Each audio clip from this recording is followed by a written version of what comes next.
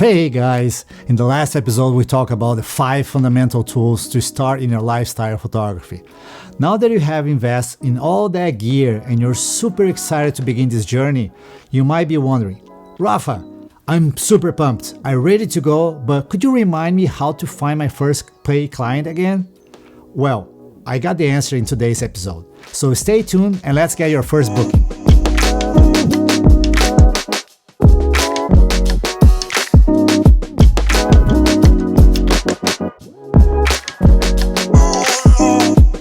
Welcome back, guys. Starting a career in lifestyle photography is both exciting and fulfilling, no matter the niche, whether it's commercial, family, couples, maternity, or any other.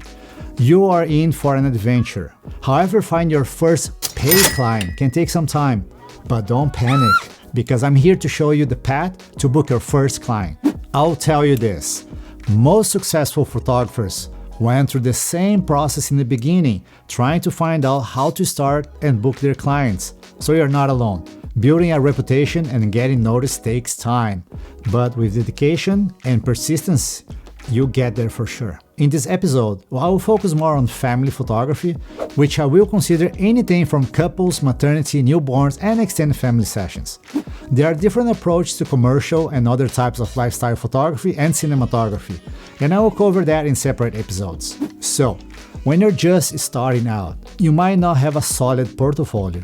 You might have captured images of your dogs, kids, flower, or a perfect sunset, and you still believe those are great. Well, don't get me wrong, but if you really want to get into family photography, you better get started building a gallery of family images. So let's check these steps you can take to find your first paid client. But before anything, you need some crash test dummies.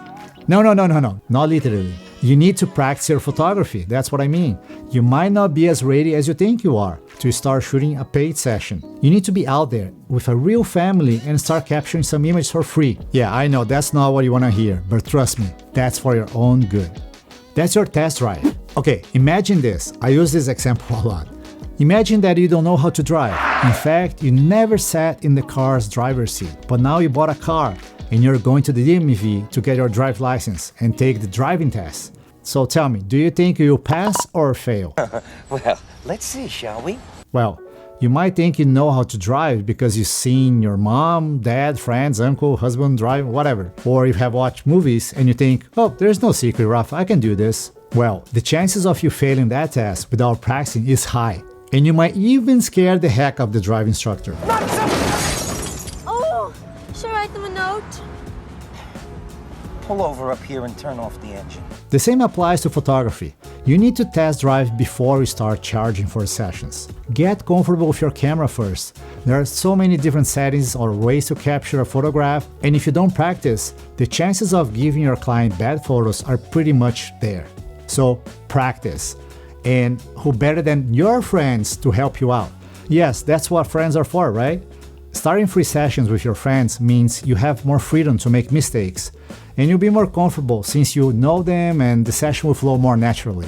Now, if you don't want to ask your friends or you don't have any friends, you can find local groups on Facebook so you can post what we call model call. There are many groups there to connect with models and people that are looking for collaboration with photographers. So with free shoots, you won't feel the pressure of messing up because the client paid for it, spent hours on makeup or buying outfits for the entire family, and they want top-notch images. And you know, honestly, I feel like with friends, most of the time, they will give you some money or a tip to thank you for your effort. If they don't, they're not your friends. Just kidding. No, maybe not. Okay, next will be editing. Editing your photos with love. I always say that what's captured in camera is only 50% of the final result. The other 50 is the effort you put into editing each image. Things like cropping, adding artistic style, adjusting contrast, saturation, sharpness, removing distractions, and many others are part of this process that can really make your photos shine. So don't rush to just get it done. Take your time, find your artistic vision, and polish your images appropriately. And if you're just starting out, don't worry, I have an episode on editing your first lifestyle family photos. There, I will guide you on how to transform your image from this to that, so you have a killer portfolio that will stand out. Okay, creating a website. The website is your business store. People will visit your store and they see if they like something. And if they do, they will want to know how much it costs. So make sure you have a well-designed website that appeals to your future clients. If you don't know how to build a website, there are many online website builders with templates ready for photographers. I use Wix and I love it. It's easy to pick a template that you like and build from there. By the way, I'm not sponsored by Wix. When building your portfolio and adding images to your website, use only your best images. In the beginning, less is more. So add only the ones that represent your best work. After that, add a pricing page with some pricing or package options. But guys, be realistic about pricing. Don't set your bar too low, even when you're starting. Make sure you value your time. And honestly, when people see a photographer charging too low, they might think they are not even good. So find a good balance in the beginning so you can make some money without having to work hours and hours and just burning yourself out. Next will be creating a social media page. It doesn't matter if it's Facebook, Instagram, or TikTok. Just create one to start posting your best images there. And don't worry about your niche yet. You might want to specialize in a specific niche like newborn or couples, maternity, whatever. But give yourself time and practice. You might see yourself changing your concepts and finding a different niche that you like. Networking. If you have kids, a good place to start is offering sessions to parents from your kids' classmates at school. I'm sure they will support a local business, especially someone who has kids in the same classroom or school. That is actually how I started in family photography. My career was 100% in commercial filmmaking, doing videos for brands, products, music videos, ads, and all that. But then a curveball happened. My wife suggested me offering family photo sessions to the parents of my kids' school, and that, guys, changed everything. I still do commercial work, but that curveball created another business path which represents now a much bigger volume than my commercial work. I think one of the things that made that opportunity grow is the fact that I'm a family guy. I love spending time with my family and my kids. You know, I always tell my kids that one of the most important things in life is family. I get very involved in my photo sessions, and I think that translates to other parents when they see the way that I work with them. And guys, I never imagined that this business will grow so fast. So reaching out to parents in the same school that your kids are is a great way to start. Now, if you don't have any kids, you can still approach people that you're connected to, perhaps in your neighborhood or sports class or tea party group. I don't know. Wherever you go and talk to people, you can always talk about your photography and offer to capture their family photos. Okay, social media ads and friends referrals.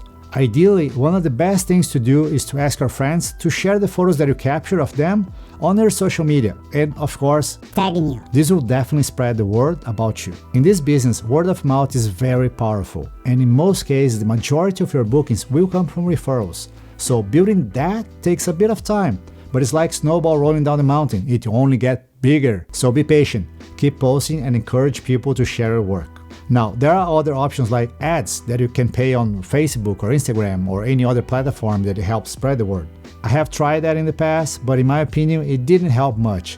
Most of my clients still come from referrals. Okay, collaborate with local business. As a small business, you can be well received by other local small business, such as clothing stores, boutiques, hair salons, anything. This business understands how hard it can be to get their name out there. So many times they will support your cause. Do some trade with them, capture their new line of clothes or the yoga studio, and then give them some images in exchange for some love on their social media platforms, always tagging you there, of course. And eventually, people who follow them will see your images. They're gonna hit like and could start following you. Who knows? So that will make your network grow.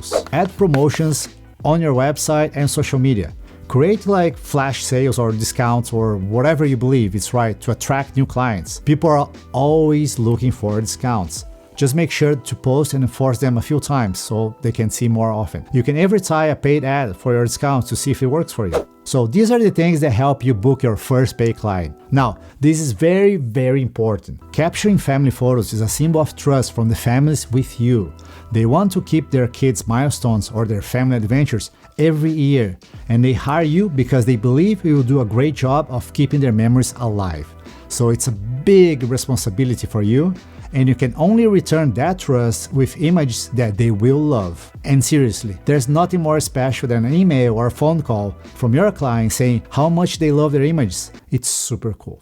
We are done. That's it for today. I hope you liked this episode. If you want to see more, let me know in the comments. The goal of this channel is to create content that you like and find useful on your journey. Don't forget to subscribe, guys, and hit the like button. See you next time, and keep creative. See ya.